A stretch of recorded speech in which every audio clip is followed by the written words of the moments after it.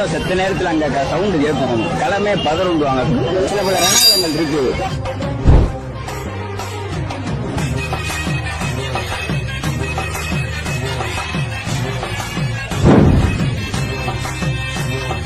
அவன்கிட்ட பெரிய படையே இருக்கு.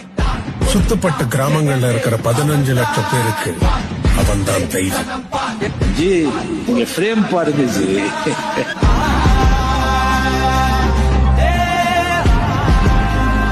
காருவர் சத்தம் கேக்குது. ஜெயிலர் வந்துட்டாருன்னு நினைக்கிறேன்.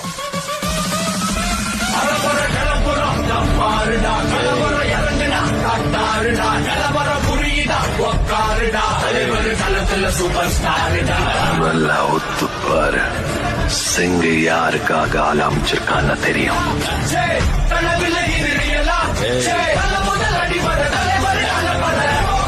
அவருக்கு எகெயின்ஸ்டா எவனும் வரமாட்டான்.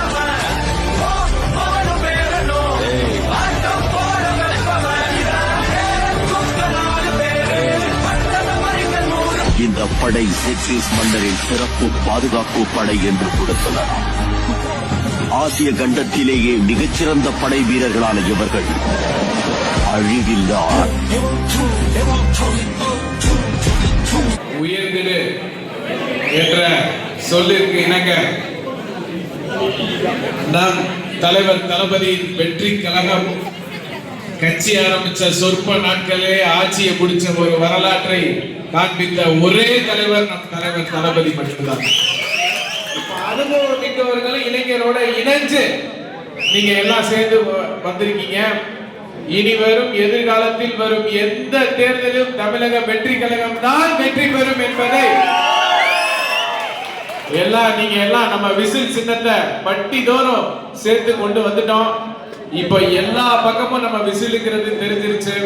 இன்னும் அது ஒரு காலத்துல புரட்சி தலைவர்கிட்ட ரெட்டலை இருந்தது போல இன்று நம் தலைவர்கிட்ட விசில் என்று ஒரு மிகப்பெரிய ஒரு பகுதிகளில் குறிப்பா நீ எந்தெந்த ஊராட்சியில இருந்து எந்தெந்த பகுதியில எந்தெந்த ஒன்றியத்துல எந்தெந்த கிளையில என்ன பிரச்சனைனாலும் அரசு சார்பா நீங்க முதல்ல சொல்லணும். அந்தந்த ஒன்றிய செயலாளர்களை எடுத்துட்டு வந்து சொல்லுங்க.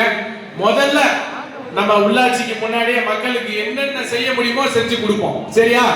ரோடு பிரச்சனையா சொல்லுங்க, கரண்டா சொல்லுங்க, வேற என்னென்ன தேவையோ சொல்லுங்க, நம்ம எல்லாமே செஞ்சு கொடுப்போம். அதனால எல்லாருக்கும் பகிர்ந்து இவங்க அவங்கன்னு இல்லாம எல்லாரும் இப்ப ஒன்னா சேர்ந்து தாய் கழகத்துல இணைஞ்ச மாதிரி இணைஞ்சிட்டீங்க. அதனால கரை வெட்டியை கட்டிக்கிட்டு கவலை மாட்டிக்கிட்டு கிளம்பிருக்க. வேலைக்கு இனிமே நம்ம கட்சி பணிதான், 100% கட்சி பணிதான்.